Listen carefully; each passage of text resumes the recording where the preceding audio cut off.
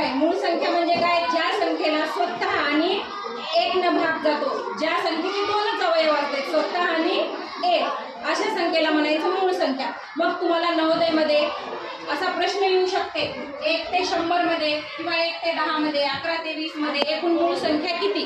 तर त्याच्यासाठी ही एक ट्रिक तुम्ही पाठ करून ठेवायची.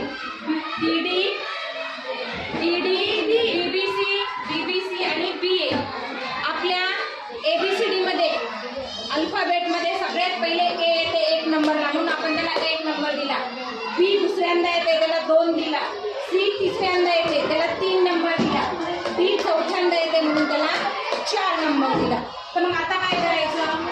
1 ते 10 मध्ये किती मूळ संख्या येते? तर हे सुरुवातीचं डी घ्यायचं. डी किती नंबरला येते एबीसीडी मध्ये? 4. म्हणून 1 ते 10 मध्ये 4 मूळ संख्या. परत दुसऱ्यांदा हे दुसरं डी 11 ते 20 मध्ये डी कोणत्या नंबरला येते? 4 नंबर. 21 ते 30 मग हे घ्यायचं बी 2 नंबरला.